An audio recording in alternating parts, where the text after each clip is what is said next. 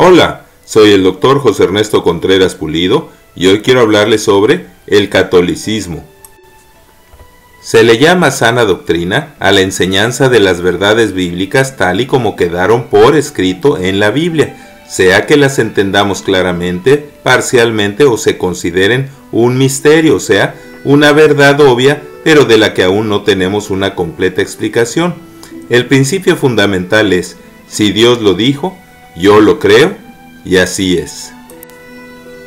Se le llama apostasía al pecado de apartarse de la sana doctrina bíblica, y se llama herejía al pecado de afirmar que Dios miente en algo específicamente declarado en la Biblia. Este testimonio es verdadero, dice la Biblia, por tanto, repréndelos duramente para que sean sanos en la fe, no atendiendo a fábulas judaicas ni a mandamientos de hombres que se apartan de la verdad. Aunque católico quiere decir universal y todo salvo es miembro de la Iglesia Universal y Apostólica, generalmente se le llama católico a todo aquel que ha sido bautizado, casi siempre como infante, en la Iglesia Católica, Apostólica y Romana, sujetándose con ello a la autoridad absoluta del Papa, de sus sacerdotes y de los dogmas y mandamientos de su religión. Aunque califican de espurias y sectas a las religiones evangélicas, los católicos, como lo que sí son las sectas, creen que solo su religión es la verdadera, que solo sus miembros pueden ser salvos, que solo ellos tienen la interpretación correcta de la Biblia y que junto con la Biblia tienen autoridad infalible, lo que diga el Papa ex cátedra, o sea, cuando habla inspirado por el Espíritu Santo, y lo que dicen sus tradiciones religiosas. Thomas F. Coakley escribió: la Iglesia Católica existió antes de la Biblia. Le es posible existir sin la Biblia, puesto que es completamente independiente de ella. Hasta el Concilio Vaticano II, en 1959, se procuró evitar que los católicos leyeran la Biblia y solo estaba autorizada la Vulgata, o sea, la Biblia traducida al latín. Pero hoy todos los católicos pueden leerla en su propio idioma. Los católicos juran así: sabiendo que nadie puede ser salvo sin la fe que la Santa Iglesia Apostólica Romana sostiene, cree y enseña, ahora profeso que es la única iglesia verdadera establecida por Jesucristo, y a ella me someto a mí mismo con todo mi corazón. Creo firmemente todos sus artículos y rechazo y condeno todo lo que ella rechaza y condena. Aunque dicen que Pedro fue el primer papa, la realidad es que después del gran cisma en 1054 después de Cristo, entre Miguel Ceruliano, obispo o patriarca de Constantinopla, ahora Estambul, y la Iglesia Ortodoxa, y Leo IX, obispo de Roma y la Iglesia Romana, fue que al obispo de Roma, Gregorio VII, que vivió entre 1073 y 1085 después de Cristo, se le llamó por primera vez Papa, o sea, vicario, representante terrenal de Cristo y cabeza única de la Iglesia.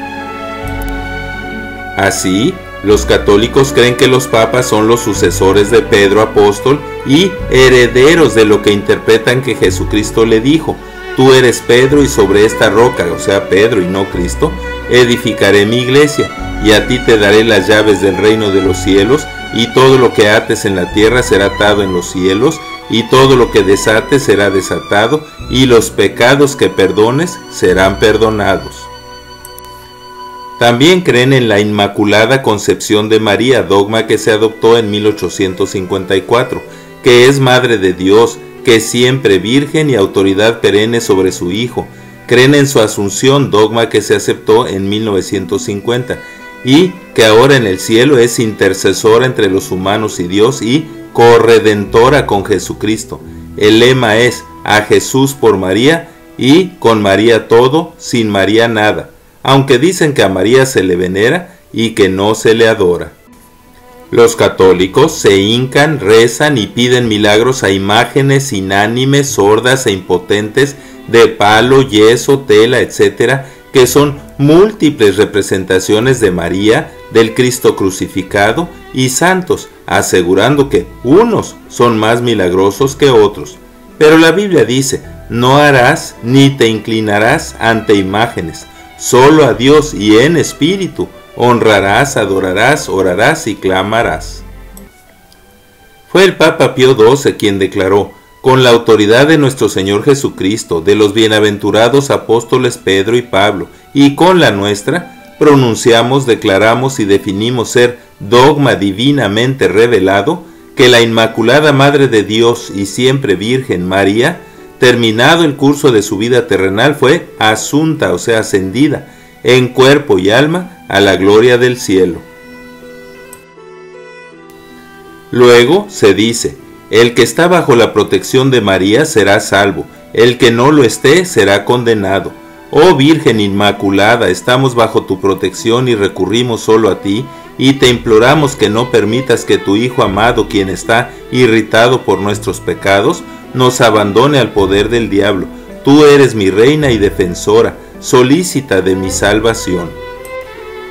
Pero la Biblia dice: hay un solo Dios y un solo mediador entre Dios y los hombres, Jesucristo hombre, el cual se dio a sí mismo en rescate por todos, y en ninguno otro hay salvación, porque no hay otro nombre bajo el cielo dado a los hombres en que podamos ser salvos. Abogado tenemos para con el Padre, a Jesucristo el justo, y Él es la propiciación por nuestros pecados. También creen que la Iglesia, los sacerdotes y los santos son intermediarios entre Dios y los humanos, y que son capaces de otorgarles milagros y obras de supererogación, o sea, méritos que les sobraron a los santos después de ser salvos, para el perdón de sus pecados y de vivos y muertos en el purgatorio, lugar donde junto con rezos y sufrimientos pueden pagar aún por sus pecados. Los católicos tienen sacerdotes porque creen que en cada misa el sacerdote tiene autoridad de bajar del cielo a Cristo, y tras la transubstanciación, o sea, la conversión de la hostia y el vino en la carne y sangre de Cristo, en forma incruenta los sacrifica nuevamente por los pecados de vivos y muertos. A la hostia consagrada, o sea, el Santísimo Sacramento, se la debe de adorar. Los católicos practican 7 sacramentos. 5 son necesarios para ser salvos: el bautismo, que quita el pecado original y hace a la persona miembro de la Iglesia; la confirmación, que lo unge con el Espíritu Santo; la Eucaristía, que es comer la hostia a Cristo; la penitencia, que es el pago por el pecado para recibir la absolución; y la extrema unción. Los otros 2 son el matrimonio y la ordenación. Creen que solo el sacerdote puede perdonar pecados después de que el pecador se los confiesa, cumple la penitencia y el sacerdote le dice: yo te absuelvo. O bien, cuando moribundo, el sacerdote lo unge con aceite en párpados, orejas, nariz, labios, manos y pies, y lo absuelve de todos sus pecados. Así, sin el perdón del sacerdote y la Iglesia, todos se van condenados al infierno. Pero la Biblia dice: sin derramamiento de sangre no se hace remisión de pecados. Todo sacerdote está día tras día ministrando y ofreciendo muchas veces los mismos sacrificios que nunca pueden quitar los pecados. Pero Cristo no tiene necesidad de ofrecer múltiples sacrificios, pues ofreciéndose a sí mismo con una sola ofrenda, nos hizo salvos y perfectos. La profecía dice: pero habrá entre ustedes falsos maestros que introducirán encubiertamente herejías destructoras y aún negarán al Señor que los rescató, atrayendo sobre sí mismos destrucción repentina. Y muchos seguirán sus disoluciones, por causa de los cuales el camino de la verdad será blasfemado, y por avaricia harán mercadería de ustedes con palabras fingidas. Sobre los tales ya de largo tiempo la condenación no se tarda, y su perdición no se duerme, porque si Dios no perdonó a los ángeles que pecaron, sino que arrojándolos al infierno, los entregó a prisiones de oscuridad para ser reservados al juicio, sabe el Señor librar de tentación a los piadosos y reservar a los injustos para ser castigados en el día del juicio. Y la advertencia dice, si te conviertes, yo te restauraré y delante de mí estarás, y si entresacares lo precioso de lo vil, serás como mi boca. Conviértanse ellos a ti y tú no te conviertas a ellos. No te unas en yugo desigual con los incrédulos. Sal de en medio de ellos, apártate y no toques lo inmundo. Y yo te recibiré y seré para ti por Padre, dice el Todopoderoso. Muchas gracias por su atención. Y es mi oración que Dios les siga bendiciendo ricamente. Amén. Así sea.